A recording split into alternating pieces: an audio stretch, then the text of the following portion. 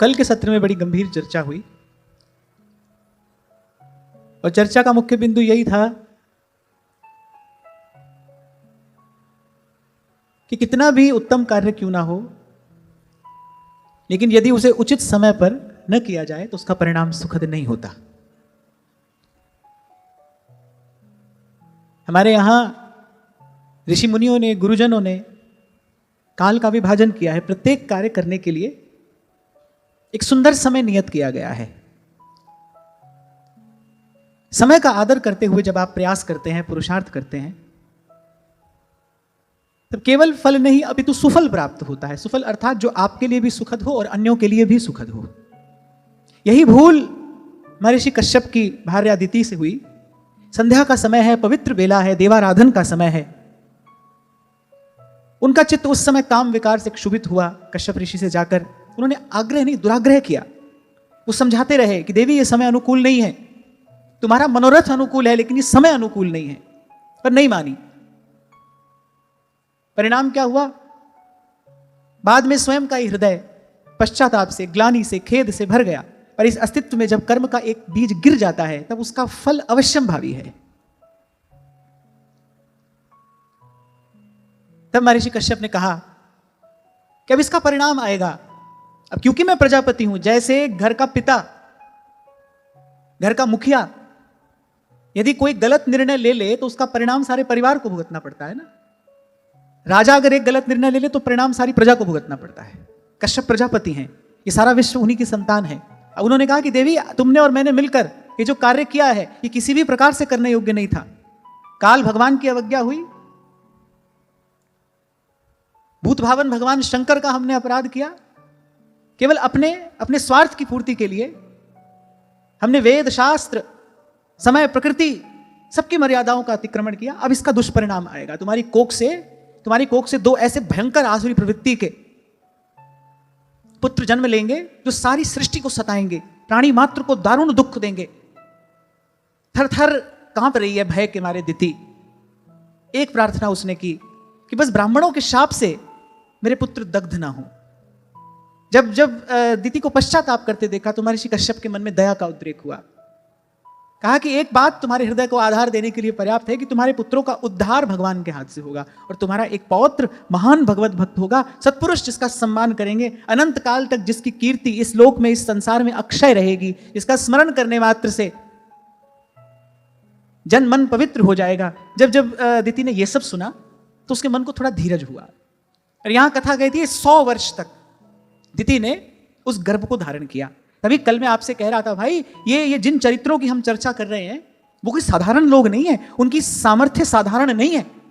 दिति ने 100 वर्ष तक उस गर्भ को अपनी कोख में रखा। कहते हैं इतना तेज बढ़ गया उस गर्भ का कि उस गर्भस्थ बीज के तेज से सूर्य का प्रकाश भी मंद होने लगा। तब देवताओं को चिंता हुई कि भाई ये तो सारा काल का विभाजन विकृत हो रहा है, सारी सृष्टि की व्यवस्था गड़बड़ा रही है। तब सब लोग गए ब्रह्मा जी के पास।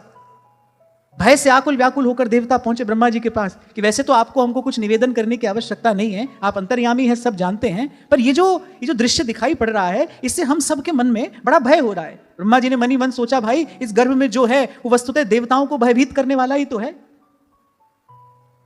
आप देखो दिति के गर्भ में जो है उसके मूल में क्या है? उसके मूल में स्वार्थ है। इसीलिए बार बार मैं आपसे कहता हूं कि भाई ये इस जीवन सिद्धि का अगर कोई एकमात्र मार्ग है तो उसको परमार्थ में लगना है।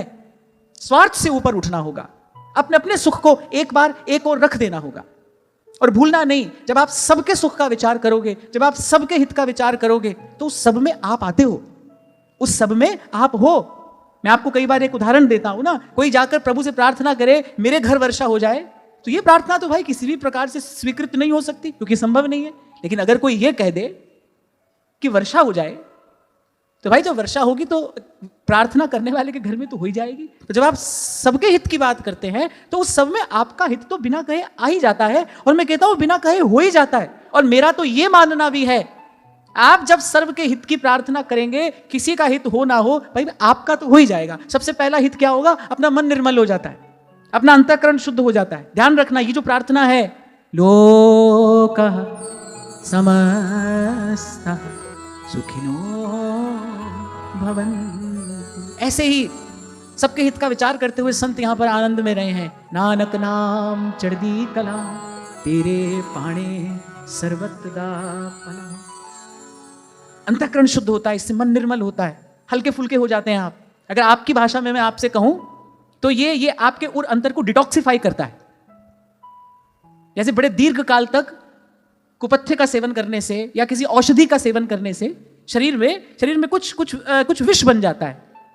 फिर आयुर्वेद कहता है भाई इस विष को निकालना पड़ेगा, फिर आपकी बॉडी को डिटॉक्सिफाई किया जाता है। ऐसे ही बड़े दीर्घ काल से हम विषय का चिंतन करते आ रहे हैं, स्वार्थ का चिंतन करते आ रहे हैं, तो जो आपका मेरा अंतर मन है ना, वो दूषित हो गया है। तो ये जो भावना है सब सोहित निष्काम मति, ये भावना आपके उर अंतर को स्वस्थ करती है, आपके अंतःकरण को शुद्ध करती है। Detoxify your inner self. और जब धीरे धीरे आप भीतर से स्वस्थ होते हैं, देखो भाई भजन करना तो बहुत किसी ऊंची चोटी पर चढ़ने जैसा कठिन कार्य है। ये तो ऊपर उठना है ना, इट्स एलिवेशन। ये तो स्वयं को ऊपर उठाना है, इसमें शक्ति चाहिए, बल चाहिए, आपका मन स्वस्थ चाहिए। इसीलिए जब ध्रुव जी जाने लगे भजन करने, तप करने, तो माता ने कहा कि बेटा अपनी विमाता को प्रणाम करके जाना, उसके प्रति अपने मन में कोई अभाव लेकर न जाना, नहीं तो तेरा मन दूषित रहेगा, तेरा अंतःकरण प्रदूषित रहेगा, और बिना मन के स्वस्थ हुए कोई साधन नहीं कर सकता। साधन करने के लिए जो शक्ति चाहिए, वो शक्ति स्वस्थ मन से ही तो उद्भूत होगी। मन स्वस्थ कैसे होगा? तो इसलिए महापुरुषों ने आपको मुझे सद्भाव दिया। लोगः समस्तः सुखिनो भवन्तु। और यदि जो आपने किया है उसके मूल में केवल आपने अपने सुख का विचार किया है, न धर्म का विचार किया, न शास्त्र का, न गुरुजनों की बात का कोई आदर किया, न आपने समय की ओर देखा, न आपने प्रकृति की ओर देखा। और क्षमा करना, आज के मनुष्य की यही दुर्दशा तो है, वो केवल अपने सुख का विचार करता है, ना वो समय की ओर देख रहा है, ना प्रकृति की ओर देख रहा है। वेद शास्त्र की बात से तो उसका कोई परिचय ही नहीं रह गया। और जब तक जीवन में धर्माचरण नहीं होता, जब तक आचरण पवित्र नहीं होता, तब तक श्रद्धा और विश्वास हृदय में आ ही कैसे सकते हैं? इसलिए संतों गुरुजनों की बात में भी श्रद्धा नहीं है। अभी कुछ दिन पहले मैंने यहीं से कहा था कि इस देश को इतनी हानि आतंकवाद से नहीं पहुंची जितनी हानि जातिवाद से पहुंची। और आज मैं एक कदम और आगे बढ़कर कहता हूं, पूरी मानवता को इतनी हानि किसी वाद से नहीं पहुंची जितनी भोगवाद से पहुंची है। भाई केवल इस मेरे शरीर को सुख मिले, उसके लिए व्यक्ति किसी भी स्तर तक गिरने को तैयार है। केवल इस देह को पोसने के लिए, देह के लिए सुख सुविधा जुटाने के लिए व्यक्ति किसी भी स्तर तक गिरने को तैयार है। किसी भी बात का विचार आज जीवन में नहीं रह गया, किसी भी बात का विचार। उसका यह परिणाम आता है, ये कथा ये कह रही है। इस कथा का जो गूढ़ार्थ है वो ये है कि जब इस प्रकार का कोई कार्य कोई करेगा, चाहे वो कितना ही श्रेष्ठ व्यक्ति क्यों ना हो। आप देखो ये प्रजापति हैं, कितना भी श्रेष्ठ व्यक्ति क्यों ना हो, जब वो इस प्रकार का आचरण करता है तो उसका परिणाम स्वयं के लिए भी दुख है और औरों के लिए भी पीड़ा है, सबके लिए क्लेश। और एक बात तो नहीं भूलना भाई, सब कुछ आता जाता रहेगा, लेकिन आपके द्वारा जो कर्म का बीज गिरा है ना, उसका फल अवश्य आएगा। उसके प्रतिकार का कोई उपाय नहीं है। और मैं तो सदा से आपको यही कहता आया हूं भाई, जिसके जीवन में सत्संग है उसके जीवन में तो यह विशेषता अवश्य होनी चाहिए कि वो कहने से पहले, करने से पहले सावधान हो। कह देने के बाद, कर देने के बाद उसका विचार करने का कोई लाभ नहीं है। अब माता दीदी को बड़ा पश्चाताप हुआ, खेद हुआ। अभी 2 दिन पहले मैंने आपसे कहा था, आपने ठीक किया है कि गलत किया है, सबसे पहला प्रमाण आपका मन दे देता है। आपको किसी से पूछने जाने की आवश्यकता नहीं होती, भाई मैंने जो किया ये ठीक था कि नहीं था। सबसे पहला प्रमाण आपका मन दे देगा। दिति ने जो किया उसका सबसे पहला प्रमाण अपने ही अंतर्मन ने दे दिया कि भाई ये कार्य ठीक नहीं हुआ, इसका परिणाम अच्छा नहीं होगा। लेकिन कश्यप जी ने यही कहा कि देवी अब तो ये बीज गिर गया, अब तो इसका फल खाने के लिए तुम और मैं और ये सारी सृष्टि तैयार रहे। हाँ, इतना आधार महर्षि कश्यप ने अवश्य दे दिया कि एक तो इनका उद्धार भगवान के हाथ से होगा और तुम्हारा पौत्र भगवान का महान भक्त होगा। तो 100 वर्ष तक दिति ने उस तेज को धारण किया, सारी सृष्टि आकुल व्याकुल होने लगी। आप देखो, जिनके संसार में आने से पहले ही चारों तरफ अस्थिरता है, भय है, अब वो देखो, वो बाहर जो शिशु है वो बाहर आने से पहले ही प्रकृति का अनादर कर रहा है। व्यवस्था तो यही है भाई, 9 मास में बालक जन्म ले लेता है। अब दिति ने अपने आग्रह से, अपने तप के बल से 100 वर्ष तक उस तेज को अपने गर्भ में ही धारण किया। सारी व्यवस्था चरमराने लगी, डगमगाने लगी।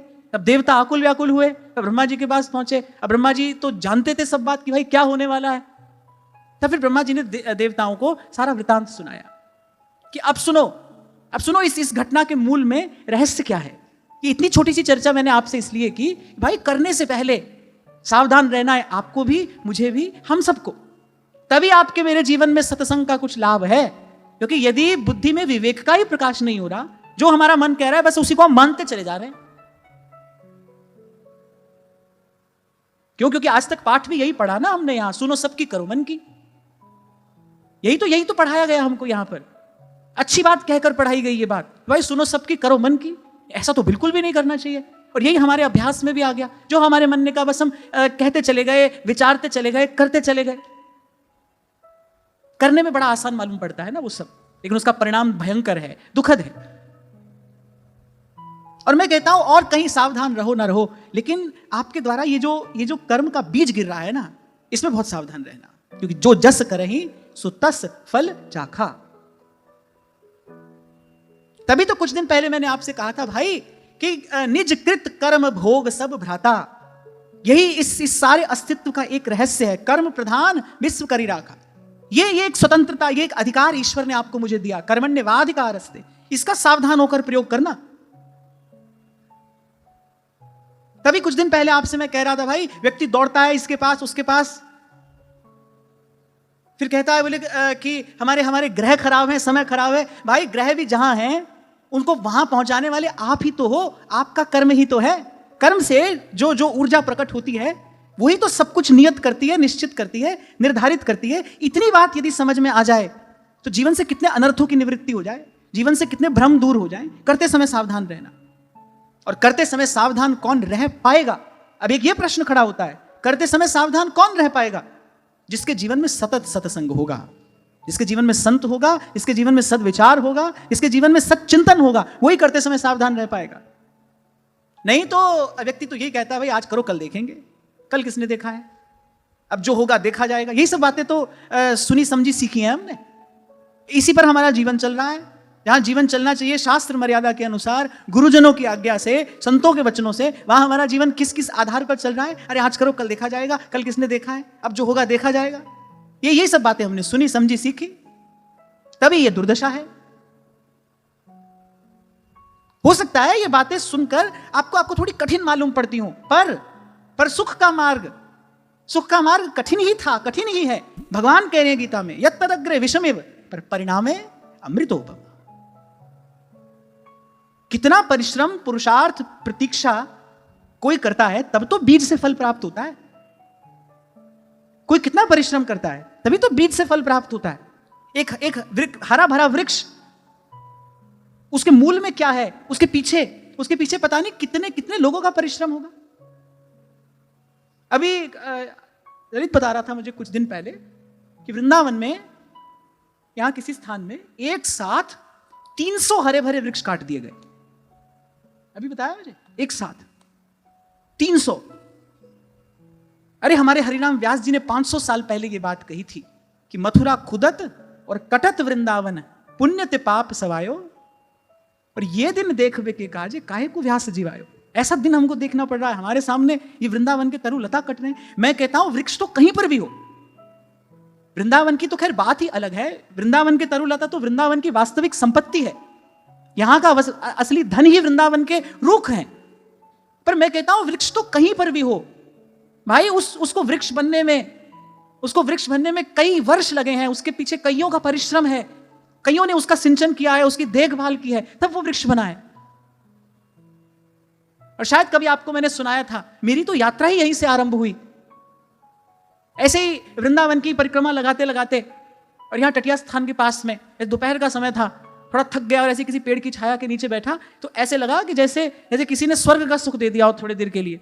तो मैंने वृक्ष की ओर देखा, मैंने कहा भाई देखो, किसी ने इसको लगाया होगा, किसी ने इसकी संभाल की होगी। तब मन में यह विचार आया था पहली बार, भाई किसी के लगाए वृक्ष की छाया में मैं बैठा हूं, तो मेरा भी कर्तव्य बनता है, मुझे भी किसी के लिए वृक्ष लगाना चाहिए। मैं लगाऊंगा तो कल कोई और आकर बैठेगा, और प्रकृति का यह ऋण तो इसी प्रकार चुकाया जा सकता है। और जब इसने मुझे वो वीडियो दिखाया तो मुझे लगा, मैंने कहा भाई कैसे असुरों के बीच में हम रह रहे हैं, ये कितनी आसुरी वृत्ति मनुष्य की हो गई। तभी तो मैं बार बार आपसे कहता हूं, कौन सा विकास हो रहा है भाई? पीने के लिए पानी नहीं है, खाने के लिए अन्न नहीं है, सांस लेने के लिए हवा नहीं है। कभी कभी वृंदावन का पॉल्यूशन लेवल दिल्ली से भी अधिक हो जाता है। कि कौन सा विकास हो रहा है भाई? कौन सी पट्टी बंधी है आंख पर? क्या केवल ईंट पत्थर जोड़ने से ही विकास हो जाता है? बड़ी बड़ी ऊंची ऊंची इमारतें आपने यहां बना दी और आपको लगा वृंदावन का विकास हो गया, वृंदावन का विकास हो गया। और मुझे लगता है भाई, जिस वृंदावन ने, जिस वृंदावन के नाम ने, जिस वृंदावन के भाव ने आपको मुझे इतना सुख दिया है, उसके प्रति आपका मेरा भी कोई कर्तव्य है कि नहीं?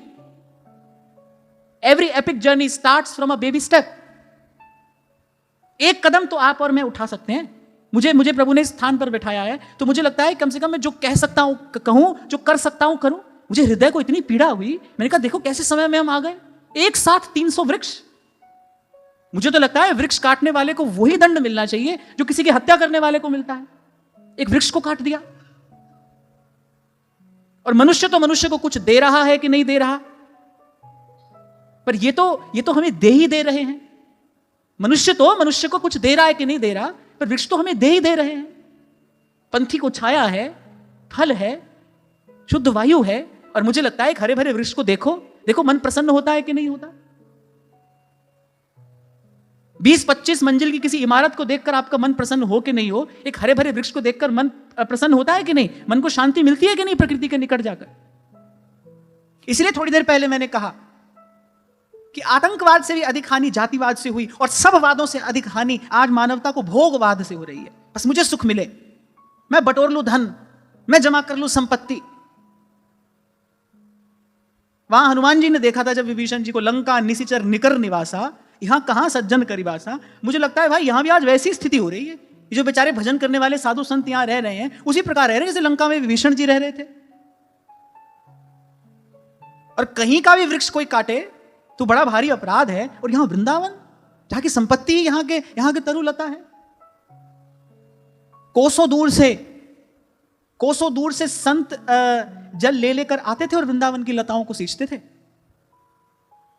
आपको तो मुझे आज सारी सुख सुविधाएं यहां मिल रही हैं, पर मुझे ऐसा लगता है, मैं कई बार विचार करता हूं, जब यहां सुख सुविधा नहीं थी ना, जब यहां चौड़ी चौड़ी सड़कें नहीं थी, जब यहां ये सब व्यवस्था नहीं थी, तब यहां क्या था? तब यहां भजन करने वाले संत रहते थे, भजन भाव से भरे संत रहते थे। कोई दीन दुखी आता था तो उसका दर्शन करके उनका दुख दूर हो जाता था। किसी को सत्य का, ज्ञान का, प्रेम का प्रकाश उन संतों के चरणों में बैठकर मिलता था। आज ये 10-10 हजार वाट की ये बत्तियां तो हमने जला ली, लेकिन वो प्रेम का, भाव का वो प्रकाश अब यहां देखने को कहां मिलता है? संत का दर्शन कहां होता है? ये जो कथा है, ये वस्तुतः यही अर्थ अपने गर्भ में लिए है कि भाई स्वार्थ का परिणाम देखो क्या होता है। अभी तो दिति के पुत्र आए नहीं है संसार में, आने से पहले ही सारे संसार को भयभीत कर दिया। आप देखो जो दैवी शक्तियां आई वो व्याकुल हो गई। क्यों? क्योंकि दिति के गर्भ में आसुरी वृत्तियां पल रही हैं। अभी वो प्रकट नहीं हुई है, उससे पहले ही जो दैवी शक्तियां हैं वो आकुल व्याकुल हो गई। फिर ब्रह्मा जी ने कहा कि अब तुम धीरज धरो, अब जो हुआ उस समय, अब उसका परिणाम तो आएगा। अब उसके लिए तुम सब लोग मन बुद्धि से तैयार हो जाओ। फिर ब्रह्मा जी ने सारा वृतांत सुनाया कि ये घटना घटी कैसे, इस घटना के मूल में वस्तुतः है क्या। तो ब्रह्मा जी ने बताया, एक बार सनकादिक ऋषियों के मन में इच्छा हुई वैकुंठनाथ का दर्शन करने की। भगवत स्मरण करते करते वैकुंठ धाम पहुंचे। श्रीमन्नारायण नारायण, श्रीमन्नारायण नारायण नारायण, श्रीमन्नारायण नारायण, श्रीमन्नारायण नारायण नारायण। अब यहां ब्रह्मा जी ने वैकुंठ की कुछ शोभा का वर्णन किया है, लेकिन ब्रह्मा जी वैकुंठ की शोभा का वर्णन करते हुए कुछ और नहीं कह रहे वहां का ऐश्वर्य, वहां का माधुर्य क्या है। कह रहे चारों ओर से हरि नाम के संकीर्तन का ही स्वर वहां कान में पड़ता है। इसीलिए महाराज वाड़ी में कहते हैं, तह वैकुंठ जहां कीर्तन तेरा, आप श्रद्धा ल्यावे, आप श्रद्धा ल्यावे। तो अपने दिमाग से ये भ्रम निकाल देना कि वैकुंठ के लिए मरना पड़ेगा। ना, वैकुंठ के लिए जीना पड़ेगा। मरकर कोई वैकुंठ नहीं जाएगा, मरकर तो जन्म लेगा। मरने का परिणाम पुनरपि जन्मम। मरकर नहीं जाता है कोई वैकुंठ। कबीरा जीते भेटिए। और हमारे संतों ने दी है वो विधि, जिससे जीते जी उस वैकुंठ के माधुर्य का अनुभव हो सकता है। यानी जहां प्रभु के नाम का कीर्तन हो, जहां चारों ओर से भगवान नाम की, भगवान लीला कथा की तो परम मंगलमय ध्वनि कान में पड़ती हो, फिर वही स्थान वैकुंठ है। इसलिए कहा था आपको मैंने, जिस स्थान पर आप रहते हो ना, उस स्थान पर 5 मिनट 10 मिनट उच्च स्वर से प्रभु के नाम का कीर्तन होना चाहिए। बहुत महीने पहले ये बात मैंने यहां से कही थी। करना आरंभ किया आपने? हाथ उठाकर बताओ कितने लोग करते हो। क्योंकि भाई कलयुग महा कीर्तन प्रधाना, और कीर्तन माने प्रयास यही करो कि कुछ क्षणों के लिए भगवान के नाम का ही कीर्तन हो। और यह भी नहीं सोचना भाई हमको गाना आता है कि नहीं आता। जैसा जैसा कंठ प्रभु ने दिया है, जैसा भाव आपके पास में, गाओ, गाइए भगवान का नाम उच्च स्वर से, कीर्तन ही है भाई। और मैंने आपसे कहा था घर के सब लोग साथ बैठकर कीर्तन करें, फिर तो कहना ही क्या है। पर यदि ऐसा संभव ना हो सके तो आप अकेले ही चलना आरंभ करना। क्योंकि देखने में यही आता है, इस मार्ग पर कोई अकेला चलता है और कब उसके पीछे काफिला जुड़ जाता है पता ही नहीं चलता। आप अकेले ही चलना आरंभ करना।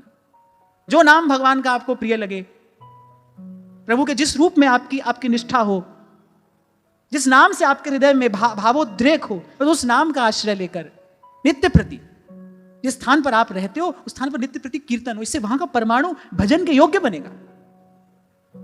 आज किसी बहन ने यह प्रश्न पूछा है कि पहले हम किसी संस्था में रहते थे और अब दीक्षा हुई है, अब उस संस्था की विचारधारा हमारे मन के बहुत अनुकूल नहीं पड़ रही है, तो कहाँ रहकर भजन करें। क्योंकि आप कहते हैं कि माताओं बहनों के लिए घर ही सबसे सुंदर और सुरक्षित स्थान है। अब भाई ये तो बिल्कुल ठीक है, माताओं बहनों के लिए घर ही सबसे सुंदर और सुरक्षित स्थान है। और मैं कहता हूं यहां भी अब कोई रहेगा तो घर ही तो बना के रहेगा। वृंदावन में भी आज कोई रहे तो कोई तरुलता के नीचे तो रहता नहीं है। जो रह रहा है यहां घर ही तो बनाकर रहना है। तो इसलिए घर और वन का विचार तो अब आप अपने मन से निकाल दो। हम सब भी यहां घर में ही रह रहे हैं। यहां जो रह रहा है वो घर में ही रह रहा है। कोई ये ना सोचे कि भाई हम घर छोड़ा है, ना कोई घर नहीं छोड़ा है किसी ने, सब घर में ही रह रहे हैं। और समय ऐसा है भाई घर में ही रहो। तभी तो कहता हूं कि भाई वृंदावन में घर बने, बहुत अच्छी बात है, नहीं तो अपने घर को वृंदावन बनाओ। यही तो आपको कह रहा हूं, संतों ने हमको दी गई युक्ति। जिस स्थान पर आप रहते हो वहीं उस वैकुंठ का माधुर्य प्रकट हो सकता है प्रभु के नाम का कीर्तन करते करते। कृष्ण गोविंद गोविंद गोपाल नंदलाल, कृष्ण गोविंद गोविंद हे गोपाल नंदलाल। क्या होता है ना भाई, सभी के लिए एक सा मार्ग नहीं होता, नहीं हो सकता।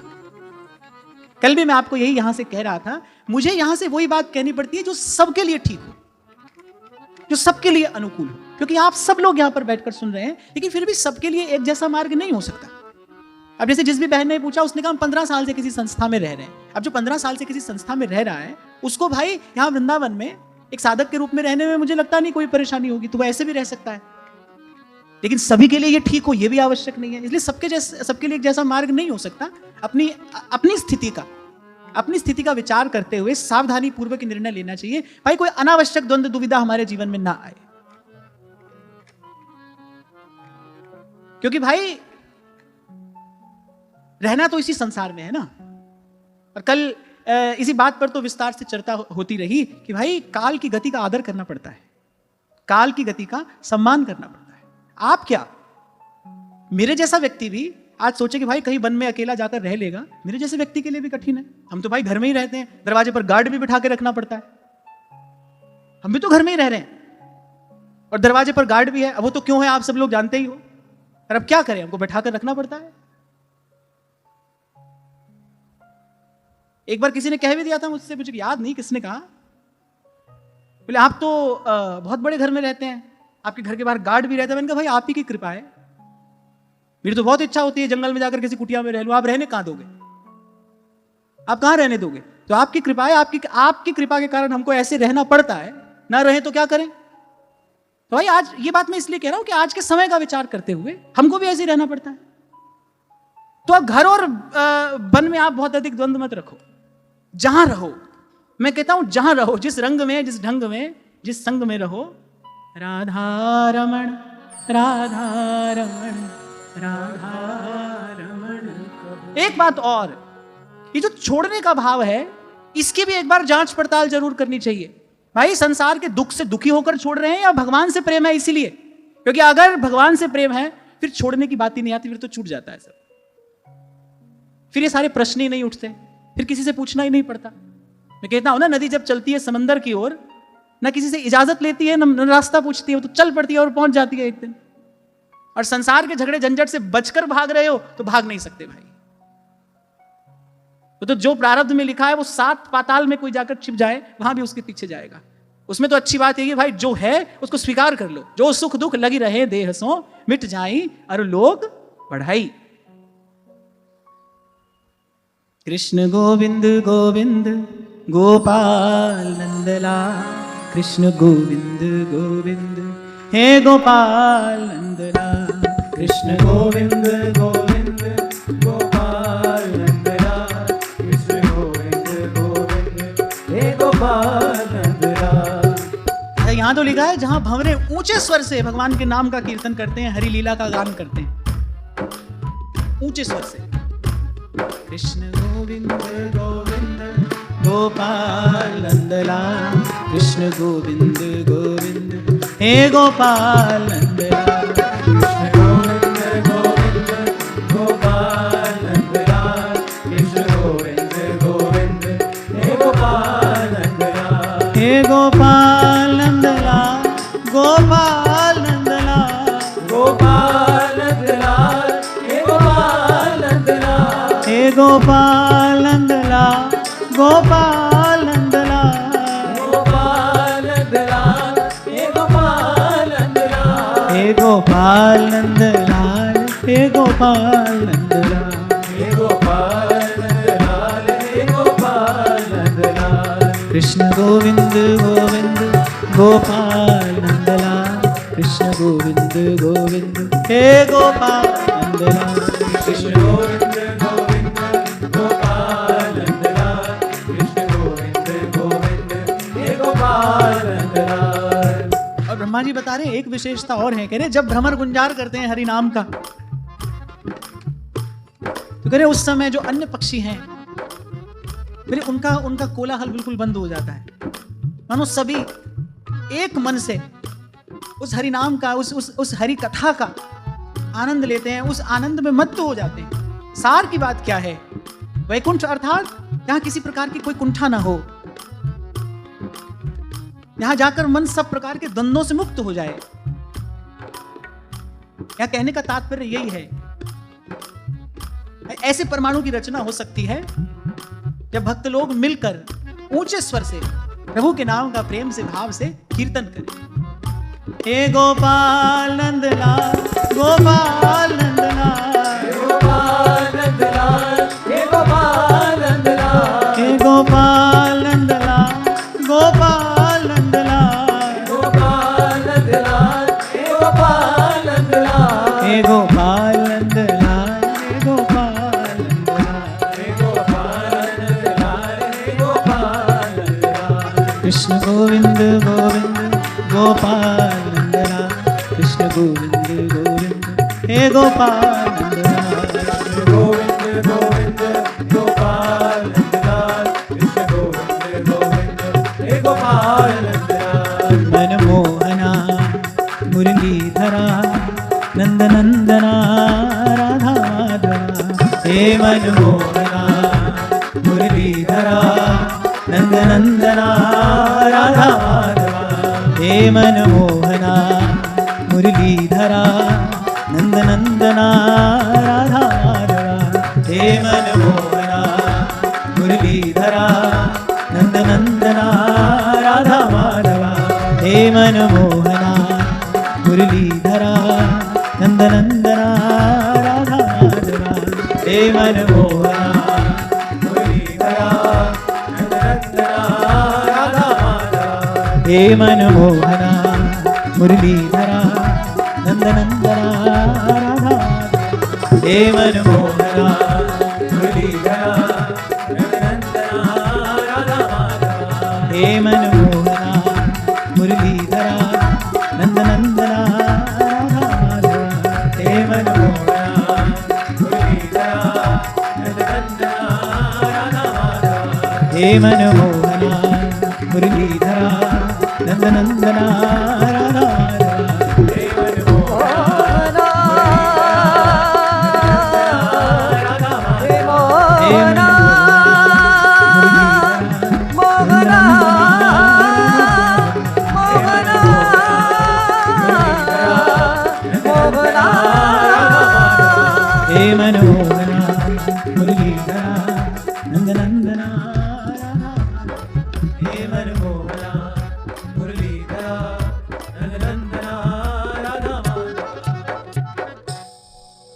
आप मेरे से अंत में पूछो कि भाई आपका मत क्या है, तो मेरा मत यही है भाई, जहां जहां आप रहते हो ना, अपने घर को ही भजन के योग्य बनाना चाहिए। भजन के योग्य स्थान न खोजिए, जहां आप रहते हैं उसी स्थान को भजन के योग्य बनाइए, भगवान कृपा करेंगे।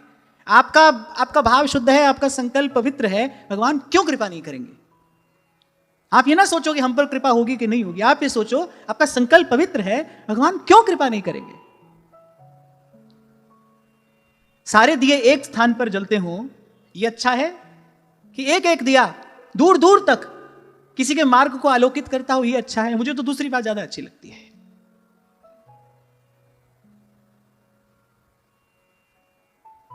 और फिर मैंने कहा ना भाई, इसी विषय पर कल से चर्चा हो रही है, और वो है काल भगवान का आदर। आज समय ऐसा है भाई, घर में ही रहना पड़ेगा। मैं हूं, आप हो, हम सबको घर में ही रहना है। इसलिए मैंने स्पष्ट किया, व्यक्ति क्या करता है, वो बचकर भागता है, क्योंकि जिसे भगवान से प्रेम है वो ना तो कर्म से डरेगा ना प्रारब्ध से। उसके जीवन में तो बड़ी उदार स्वीकृति होती है। तेरे फूलों से भी प्यार, तेरे कांटों से भी प्यार। क्योंकि भाई सारी दुविधा, सारा झंझट अगर है तो हमारे लिए है, प्रभु के लिए थोड़ी है। वो तो कहीं भी आप तक, मुझ तक पहुंच सकते हैं ना। उनकी कृपा की बयार तो कहीं भी आपका मेरा स्पर्श कर सकती है। और मुझे तो भाई आज तक इतनी बात समझ में आई, लाख हाथ पैर कोई मारता रहे, पर सुख तेरा दिता लइए, सुख तेरा दिता लइए। श्री जी की कृपा हो, श्री जी की अनुकूलता हो, वो कहीं भी आपसे सेवा करा लेंगे।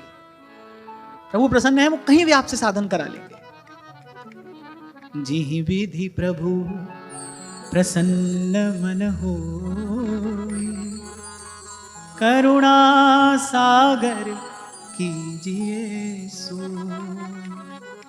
जब तक दोनों हाथ उठा नहीं दोगे ना, जब तक आत्मनिवेदन नहीं होगा, तब तक वहां से उत्तर नहीं आएगा। इसी को कहते हैं कर्तृत्व से मुक्त हो जाना। मुझे नहीं कुछ करना है भाई, आपकी जो इच्छा हो आप कराइए। मर्जी हुई जो यार की घर छोड़कर बैठे, और मोड़ दिया जिधर मुंह वही मोड़ कर बैठे। कहने वाला कहता है गुदड़ी जो उड़ाई तो वही ओढ़ कर बैठे, और दे दिया है शॉल तो फिर शॉल में खुश हैं, और पूरे हैं वही मर्द जो हर हाल में खुश हैं। आपको जैसा रुचे, जचे जिस तरह नाच नचाओ, थे मन भायो जी नाथ हरि आयो जी। आप तो अपने हिस्से का काम करो, आप तो शरणागति ग्रहण करो, आप निमित्त हो जाओ। देखो प्रभु क्या कराते। अरे बड़े कौतुकी हैं प्रभु, भक्त होकर ही उनकी लीला को कुछ जाना समझा जा सकता है। कहा था ना मैंने आपसे एक बार, किसी ने पूछा कि क्या करते हैं आपके भगवान, तो मैंने कहा उनका एक ही काम है, राई पर्वत करे करे पर्वत की राई, लीलागम अपार सकल घट अंतर्जामी, खाए खिलाए आप दे हमको बदनाम, अदना के सिर छत्र पैज की करे बड़ाई, राई पर्वत करे करे पर्वत की राई, मुँह से भयान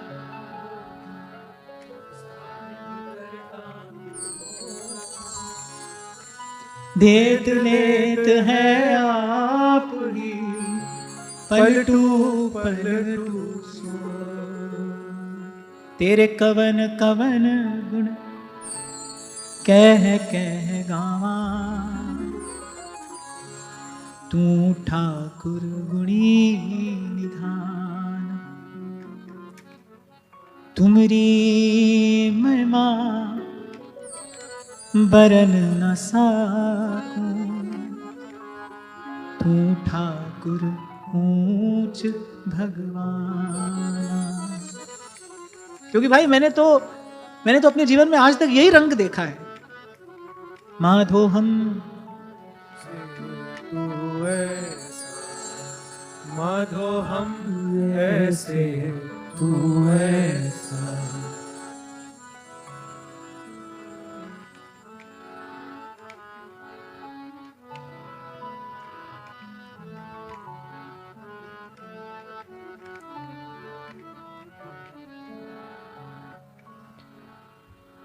हम मैले तुम पूजन करते, हम मैले तुम पूजन करते, हम निर्गुण तू दाता, हम निर्गुण तू दाता, हम मूर्ख तुम चतुर स्याने, हम मूर्ख तुम चतुर स्याने, तू सर्व कला का ज्ञाता, माधो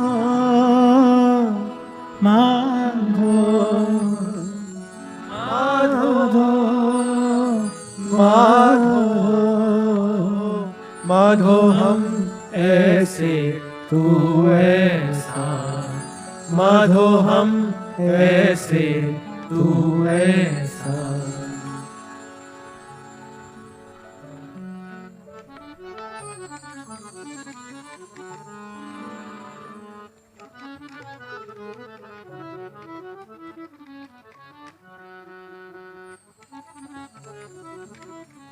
मंदार कुंद कुर्बोत्पल चंपकाणं,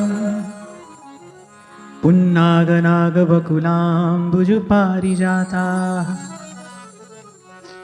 गंधेर्चिते तुलसिका भरणेन तस्या, यस्मिंस्तपः सुमनुषो बहुमानयन्ति। और कहा जहां श्री हरि दिव्य तुलसी पत्र से अपने अपने श्री विग्रह को सजाते हैं, कह रहे पुष्प तो वहां अनेक हैं, अनेक अनेक प्रकार के दिव्य जल कमल, स्थल कमल, जिनकी सुरभि से, सुवास से वो सारा धाम सुवासित रहता है, लेकिन फिर भी भगवान को सबसे अधिक प्रिय क्या है? कह रहे तुलसी दल भगवान को सबसे अधिक प्रिय है। और फिर आगे एक बड़ी सुंदर बात यहां ब्रह्मा जी कह रहे हैं, श्री रूपिणी कणयति चरणारविंदम, लीलाम्बुजेन हरिसद्मनि मुक्त दोषा। जहां लक्ष्मी जी अपनी चंचलता छोड़कर रहती है, एक ही स्थान ऐसा है जहां लक्ष्मी अपनी चंचलता छोड़कर रहती है। यद्यपि कबीर जी लक्ष्मी जी की कुछ बात करते हुए कह रहे हैं, नारी पुरातन पुरुष की क्यों ना चंचला होए, वह स्वभाव है। ऐसे जैसे जीवन में आए तो सब वृत्तियों को भी चंचल कर देती है। कलम बात कर ही रहे थे, संपत्ति हो और अगर सुमति ना हो, व्यक्ति का पतन अवश्यम भारी है, हो ही जाता है। संपत्ति हो, सुमति ना हो, सुंदर रूप हो, यौवन हो और संस्कार ना हो, सत्ता हो और पास में सद्भाव ना हो, तो व्यक्ति का पतन हो जाता है। ये तीन बात ध्यान रखना, और स्वयं का जीवन भी देखते हुए आगे बढ़ना, संभालते हुए आगे बढ़ना। संपत्ति है और यदि सुमति नहीं है तो पतन हो जाएगा, रूप है और संस्कार नहीं है तो पतन हो जाएगा, और सत्ता है और सद्भाव नहीं है तो पतन हो जाएगा। तो प्रभु यदि संपत्ति दें तो सुमति भी दें, सुंदर रूप दें तो फिर पवित्र जीवन भी दें, संस्कार भी दें, और यदि आपके पास में सत्ता है फिर आपके पास में सद्भाव भी हो। जबकि ये जो सब मैंने आपसे कहा, ये रेयर कॉम्बिनेशन है, दुर्लभ संयोग है। भगवान की कृपा हो तो ऐसा होता है, और ये सभी प्राप्त करना हो तो फिर तो सत्संग रूपी कल्प वृक्ष है, उसकी जड़ का सिंचन करने से भगवान की भक्ति प्राप्त होगी। भक्ति सुतंत्र सकल गुण खान, बिन सत्संग न पावे प्राणी, बिन सत्संग न पावे प्राणी। और मनुष्य की दुर्मति कैसी है, को बिना नारायण के लक्ष्मी चाहता है।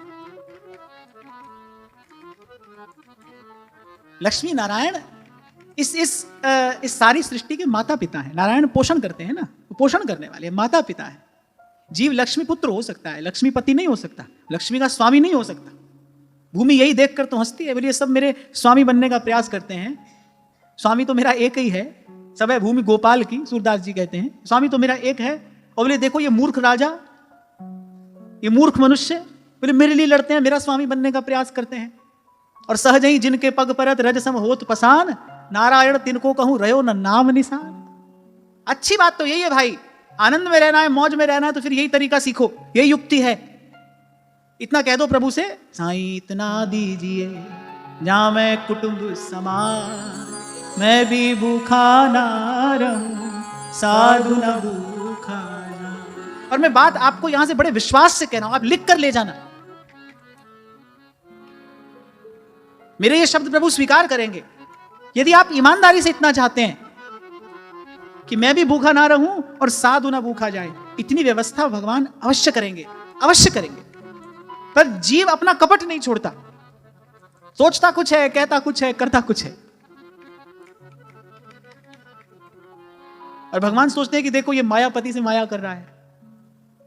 ठाकुर जी सोच सोच कर मुस्कुराते रहते हैं, बोले देखो ये मायापति को माया दिखाने आ रहा है, सोच कुछ रहा है, कह कुछ रहा है और करेगा कुछ और।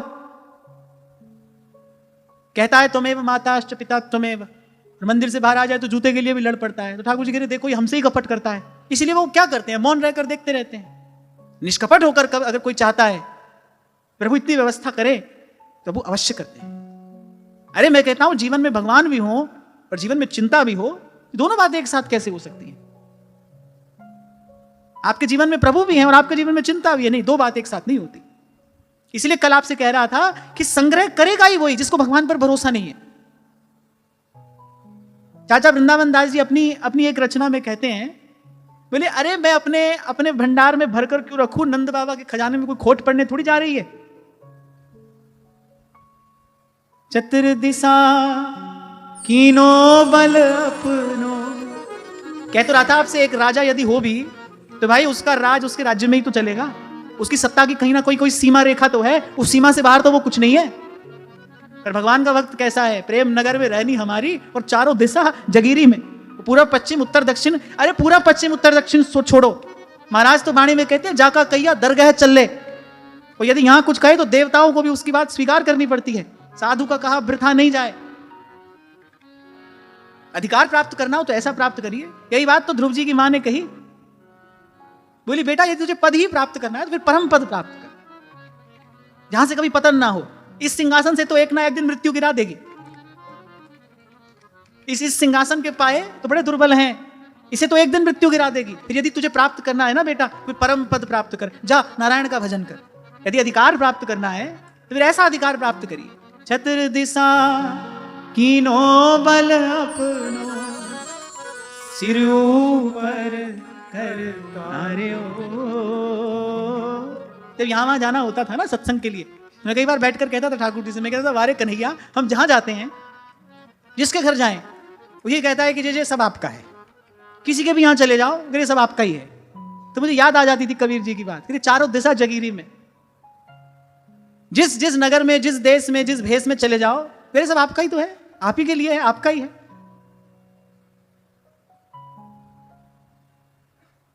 तो हमको अपनी गांठ में बोझ ढोने की आवश्यकता क्या है? जब सिर पर समर्थ स्वामी हो, चतुर दिशा कीनो बल अपनो, सिर ऊपर कर तारे हो। कृपा कटाक्ष अवलोकन कीनो, दास को दुख विदारे हो, दास को दुख विदारे। भोजन भी अच्छा हो और उसको पवाने वाला भी बड़ा निपुण हो, तो व्यक्ति आवश्यकता से अधिक खाने को विवश हो जाता है। बड़ा अच्छा भोजन हो, अच्छा भोजन पवाना भी तो एक कला होती है। मेरे जैसा व्यक्ति तो एक बार कहे ले लो, और व्यक्ति वो कह दे कि नहीं और नहीं, तो मैं कहता हूं ठीक है भाई। पर मैंने देखा कुछ लोगों को भोजन पवाना आता है, थोड़ा और लीजिए, थोड़ा और लीजिए, तो व्यक्ति ना ना ना ना कहते कहते भी और इच्छा से अधिक खा लेता है। होता है कि नहीं ऐसा? हालांकि मैं तो इस मामले में बहुत नालायक हूं। तो ठाकुर जी की सेवा भी जब ठाकुर जी कृपा से थी पास में, तो मैं ठाकुर जी से कहता था भाई श्रृंगार एक से एक करा लो, श्रृंगार तो आप एक से एक हमसे कराओ। मेरी इच्छा होती थी कि भाई नित्य श्री जी की नई पोशाक हो, कोई ना कोई आभूषण नवीन हो, कोई ना कोई श्रृंगार में नवीनता होनी चाहिए। पर जब भोग की बात आती थी ना, तो मैं कहता भाई दाल रोटी है एक खाओ। मैंने उस और मेरी रुचि पहले से कम थी, इसलिए मुझे ना कभी पाने में रुचि थी, ना कभी पवाने में बहुत रुचि थी। पर मैंने देखा है कि भोजन पवाना भी एक कला होती है। कोई व्यक्ति इतने प्रेम से पवाता है, थोड़ा ये थोड़ा ये, बड़े प्रेम से बनाया है, बड़े प्रेम से बनाया है। माने वो व्यक्ति जो है वो पेट भी भर जाता है, उसका मन भी भर जाता है। ऐसे ही हमारे ठाकुर जी भी हैं। जीव की इच्छा इतनी होती है, और जब वो देने पर आते हैं, जब वो जीव को तृप्त करने पर आते हैं, तो मैं आपसे सच कह रहा हूं, दोनों हाथ जोड़कर बड़ी विनम्रता पूर्वक संत गुरुजन यहां पर विराजमान हैं, इनके सानिध्य में बात कह रहा हूं कि मेरे ठाकुर जी का ऐसा ही स्वभाव है। जब वो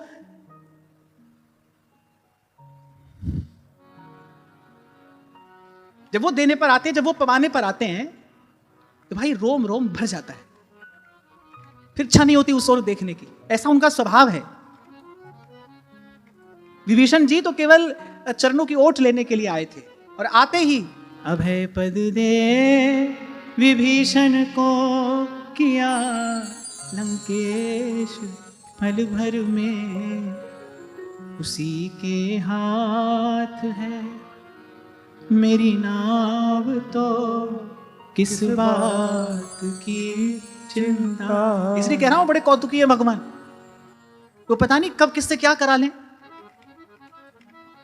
और मुझे लगता है जीवन जीने का आनंद तो उसी ने पाया है जिसने राम झरोखे बैठ के और बस ऐसी हरि की लीला का दर्शन किया है, इसका आस्वादन किया है, इसका आनंद लिया।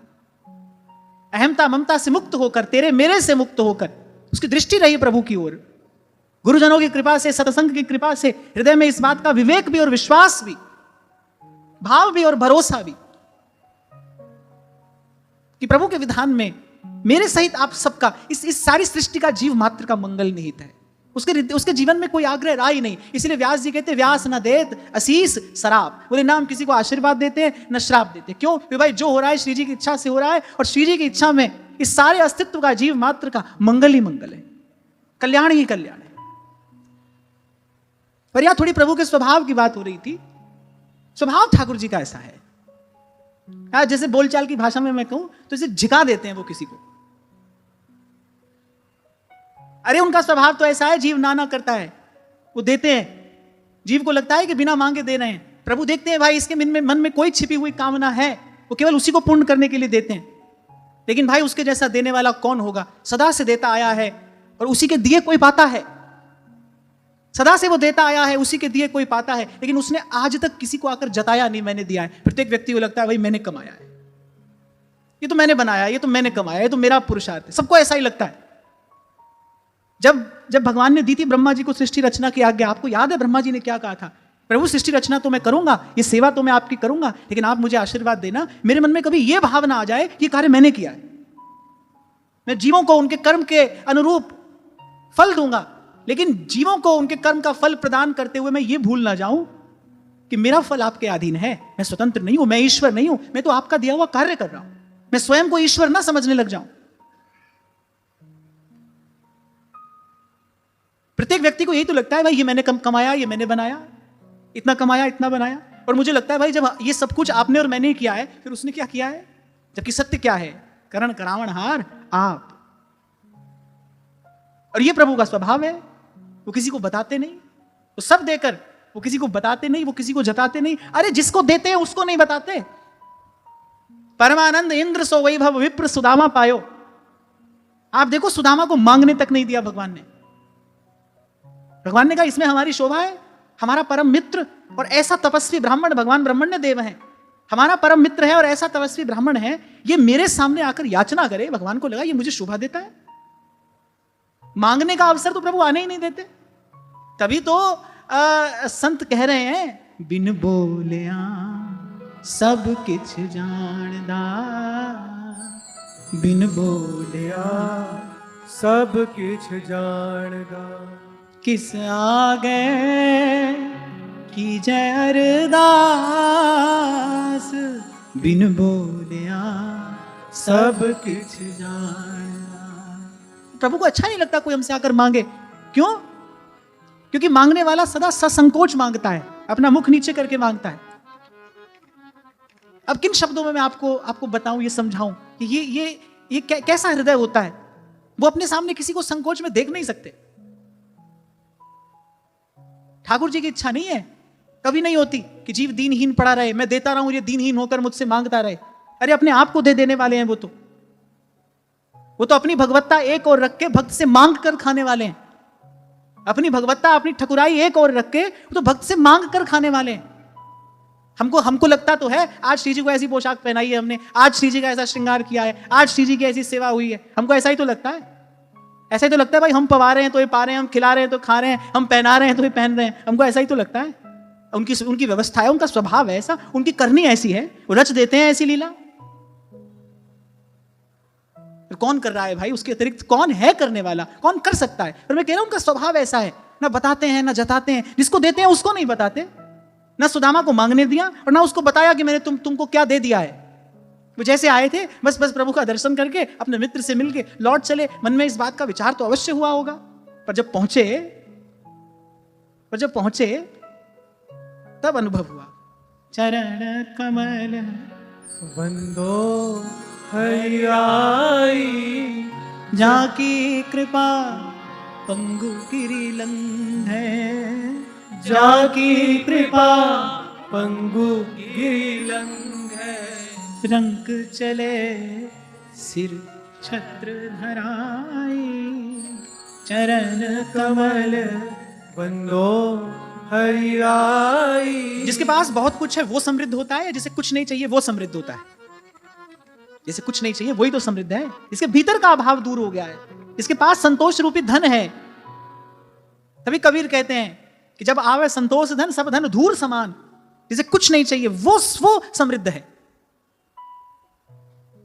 अकबर को करा दिया था इस बात का अनुभव श्री कुंभन दास जी ने कि तू थोड़ी देर का बादशाह है, तू थोड़ी देर का बादशाह है, और मुझे मेरे गोपाल जी ने सदा सदा के लिए शहनशाह बनाया है। सतगुरु मेरे कीता है कमाल जी, सतगुरु मेरे कीता है कमाल जी। आप देखो क्या भक्त की समृद्धि होती है।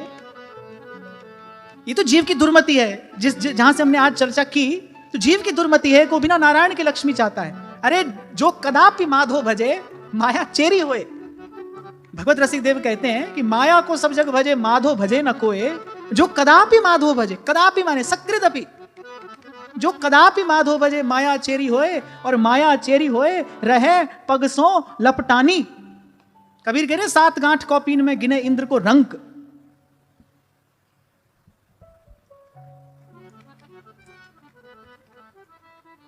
सतगुरु मेरे कीता है कमाल जी, सतगुरु मेरा कीता है कमाल जी। शहनशाह बनाया मैनू, शहनशाह बनाया मैनू, जुगा दी कंगाल सी किवें लब्बे शाम मैनू, पुछ दिया सारियां जदों तेरे नाम दिया, जदों तेरे नाम दिया चढ़िया कुमारिया। इसलिए सकल पदार्थ द्वार ठाड़े श्री गिरिधर पक्ष किए। सकल पदार्थ द्वार ठाड़े तो नारायण के चरण है जहां लक्ष्मी चंचलता छोड़कर रहती है। माने लक्ष्मी हो पर साथ साथ में नारायण की सेवा भी हो। 2 दिन पहले इसी भाव पर चर्चा की थी हमने। नंद नंदन कर घर को ठाकुर, नंद नंदन कर घर को ठाकुर, आपुन है रहो चेरो, आपुन है रहो चेरो, इह विधि कहा घटे गो तेरो, इह विधि कहा घटे गो तेरो। आपने अपने घर को भगवान का घर बना दिया, आप भगवान के घर में सेवक बन के रहने लगे, तो बताओ किस बात की चिंता रह जाएगी। कुछ वर्ष पहले जब वहां केदार खंड में बड़ी भारी प्राकृतिक विपदा आई थी, आपने देखा था वो दृश्य, जब सब कुछ समाप्त हो गया और महादेव का वो मंदिर वो ज्यों का त्यों अक्षुण्ण, उस मंदिर की ध्वजा तब भी ज्यों की त्यों लहरा रही थी, क्योंकि भाई भगवान का घर है। कितनी भी बड़ी प्राकृतिक आपदा विपदा क्यों ना हो, वो भगवान के घर से छेड़छाड़ थोड़ी कर सकती है। उस घर में बैठा कौन है? कलातीत कल्याण कल्पांतकारी सदा सज्जनानंद दाता पुरारी। चिदानंद संदोह मोहापहारी प्रसीद प्रसीद प्रभो मन्मथारी प्रसीद प्रसीद प्रभो मन्मथारी नमामि शमीशान निर्वाण रूपम विभुं व्यापकं ब्रह्मवेद स्वरूपं नमामि शमीशान निर्वाण रूपं विभुं व्यापकं। और वैसे भी आप धन संपत्ति को भगवत सेवा में लगाओ तो जो लक्ष्मी नारायण का संयोग हुआ ना, आपने अपनी धन संपत्ति भगवत सेवा में लगाई है तो ये क्या हुआ? ये लक्ष्मी नारायण का योग ही तो हुआ, आपने लक्ष्मी नारायण का संयोग ही तो कराया। मैंने तो कभी कहा ही नहीं आपसे कि हमारा अभावग्रस्त जीवन हो। हाँ, पर मैं तो ये कहता हूं तेरे जन के हित लगे तन मन धन सब ठाट, जो भी हो वो प्रभु और प्रभु के जन की सेवा में लगे। कुछ ना होना इसको अभाव कहते हैं। सब कुछ है पर उसकी आसक्ति नहीं है, इसका नाम वैराग्य है। कुछ भी नहीं है हमारे पास, इसका नाम तो अभाव है ना। सब कुछ है लेकिन ये सब कुछ मेरा नहीं है। तदेयम वस्तु गोविंद तुभ्यमेव समर्पय। ये सद्भाव जब जीवन में है, सब है लेकिन उस पर अधिकार की वृत्ति नहीं है, उसमें आसक्ति नहीं है। जो है वो आपको बांध नहीं रहा है, उसका कोई बंधन नहीं है। ये वैराग्य है। और फिर जो थोड़ा आज हमने प्रभु के स्वभाव की चर्चा की, इसका पुनः पुनः विचार करना। तभी संत कह रहे आस प्रभु छाण, ऐसे प्रभु को छोड़कर कुछ और देखे, कुछ और चाहे। फिर बस यही जीव की दुर्मति है, यही दुर्मति है। जहां प्रभु आकर प्रेम से विराजमान होते हैं, सारी संपत्तियां, सारी विभूतियां, सगल ऐश्वर्य, सब सिद्धियां, उनको वहां पर विराजमान होना पड़ता है। ये प्रोटोकॉल है। अब मुख्यमंत्री प्रधानमंत्री कहीं अगर आए तो अनेक पदाधिकारियों को उस स्थान पर उपस्थित रहना पड़ता है। ये कोड ऑफ कंडक्ट है, प्रोटोकॉल है, इसका पालन सबको करना पड़ेगा। ऐसे जहां प्रभु प्रसन्नता पूर्वक विराजमान होंगे वहां सगल ऐश्वर्य माधुर्य विराजमान होते हैं, वहां सारी रिद्धियां सिद्धियां संपत्तियां विराजमान होती। भले भक्त के तन पर कौपीन मात्र हो, लेकिन उसकी सामर्थ्य कैसी है कि वो किसी को स्वर्ग तुल्य वैभव अपने आशीर्वाद से प्रदान कर सकता है। भोली सखी कहती है, इस जग का जो भिखारी उससे सब जग भिक्षा मांगे है।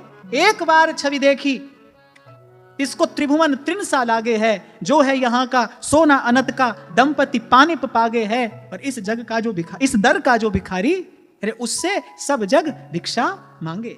इस दर का जो भिखारी। तभी मैंने कहा भाई साधु देखने में भले कौपीन बांधे होगा, लेकिन उसके पास सामर्थ्य ऐसी है किसी को स्वर्ग का सुख अपने आशीर्वाद में सहज में प्रदान कर सकता है। करता करे न कर सके पर गुरु करे सो होए। तो सारी बात यह है कि भाई मूल में हम चाहते क्या है, चाह किसकी है, उसी के और संकेत भगवत रसिक देव करते हैं। माया को सब जग भजे माधो भजे न को। बुरा मत मानना भाई, हम भी ठाकुर जी का भजन करते हैं, सेवा करते हैं, बहुत भीतर बहुत गहरे में कहीं हमारे मन में ये भाव होता है ना भाई हमारा घर परिवार सब स्वस्थ रहे, प्रसन्न रहे, सब अनुकूल रहे। बहुत भीतर ये भाव होता है भाई, अवश्य होता है। ये भी तो कहीं ना कहीं स्वार्थ ही है। इसीलिए भाई मैंने कहा था इसकी जड़ बहुत गहरी है। तभी बाबा बुल्ले शाह ने कहा तो पुटना ते इत्थे लाना। इसकी जड़ उखाड़ने में परिश्रम करना पड़ेगा। इसकी जड़ बहुत गहरी है। मैं स्वस्थ रहूं, मेरा परिवार स्वस्थ रहे, भाई सब अनुकूल रहे। हाँ, इतने चतुर तो हम हो गए हैं ताकि हम ठाकुर जी की सेवा कर सकें, ताकि ठाकुर जी की सेवा होती रहे। तो लीपा पोती तो आती है हमको, पर यह नहीं भूलना चाहिए वो जो सामने बैठा है वो हमको हमसे अधिक जानता है। हमारी अपने भीतर इतनी पहुंच नहीं है जितनी उसकी है। बलि ने वस्तुतः मांगा था कि प्रभु आपकी श्रीअंग लक्ष्मी हमको प्राप्त हो। अब मुझे ना स्वर्ग की लक्ष्मी चाहिए और ना पाताल का वैभव। अब मैं अभी दोनों नहीं चाहता हूं, क्योंकि आपका दर्शन हो गया है। आपके मंद मंद मुस्कुराते इस मुखार विंद का मैंने नेत्रों से दर्शन कर लिया है। भर लोचन हरि भव मोचन निहारे हैं मैंने, दृष्टि भर के मैंने आपका दर्शन किया है। आपके दर्शन के बाद कोई आपके अतिरिक्त कुछ और कैसे मांग सकता है? इसलिए प्रभु अब केवल आप चाहिए। तो वो बलि की जो इच्छा थी, क्यों? क्योंकि घर परिवार, संपत्ति, संतति, राजपाट, सामर्थ्य, ऐश्वर्य सब तो भगवान ले चुके थे, बलि तो अकेला रह गए थे। तब बलि ने कहा प्रभु केवल आप चाहिए। तो फिर भगवान कोई केवल थोड़ी आए, बलि ने केवल भगवान मांगे ना, पर भगवान तो केवल नहीं आए। सकल पदार्थ द्वार ठाड़े श्री गिरिधर पक्ष किए, श्री गिरिधर पक्ष किए। अर्जुन वस्तुतः यही चाहता था कि केशव मुझे आपका सहयोग नहीं, मुझे आपका साथ चाहिए, आप मेरे साथ रहिए, मैं केवल आपको चाहता हूं। अर्जुन के मन में कोई किंतु परंतु नहीं था, अर्जुन के मन में कोई संशय द्वंद नहीं था, इसलिए अर्जुन ने एक क्षण भी नहीं लगाया, अर्जुन ने सोचा नहीं, विचारा नहीं। जैसे ही द्वारिकाधीश ने कहा कि 2 विकल्प हैं, इसमें से एक का चयन कर लो, अर्जुन ने कहा केवल आप चाहिए, बिना सोचे बिना विचारे। क्यों? क्योंकि उसके मन चित्त में इसके अतिरिक्त कोई और इच्छा थी नहीं। तो क्या केवल कृष्ण आए? अर्जुन ने केवल कृष्ण मांगे ना, पर केवल कृष्ण तो नहीं आए। विजय, श्री, संपत्ति, ऐश्वर्य, सामर्थ्य, यश, कीर्ति सब तो भगवान के साथ आए। आज कोई अपने बालक का नाम बड़े बड़े गर्व से अर्जुन रखे, सव्यसाची रखे। दुर्योधन, दुशासन तो मैंने कभी सुना नहीं किसी ने अपने बच्चे का नाम रखा हो। वो कीर्ति जो कभी क्षय ना हो, वो कीर्ति भगवान के साथ आई। वो कौरवों की समुद्र के समान दुस्तर सेना, उस पर विजय श्री भगवान के साथ आई। गीता का दिव्य ज्ञान भगवान के साथ आया, जीवन मुक्ति का रहस्य भगवान के साथ आया। तो अर्जुन ने केवल मांगा था, लेकिन भगवान केवल नहीं आए। इसलिए मैंने कहा कोई अपने मन में इस बात का संशय न रखना, भाई हमारे यहां तो ठाकुर जी हैं, हमारे यहां तो ये सब नहीं है। नहीं, हमारे मन में अभी केवल ठाकुर जी की इच्छा नहीं है। जब हम केवल प्रभु को चाहेंगे, और जब प्रभु हमारी उस चाह को, उस मनोरथ को पूर्ण करने के लिए पधारेंगे, तब प्रभु के साथ ये समग्र ऐश्वर्य माधुर्य आता ही है भाई, अवश्य आता है। तो यहां ब्रह्मा जी ने वैकुंठ की कुछ महिमा का गान करते हुए ये कुछ सुंदर भाव देवताओं से कहे। आज की चर्चा यहीं श्री जी के चरणों में निवेदन करता हूं। महाराज श्री के चरणों में प्रणाम। आप सबके हृदय स्थित प्रभु को, भाव प्रभु को नमन।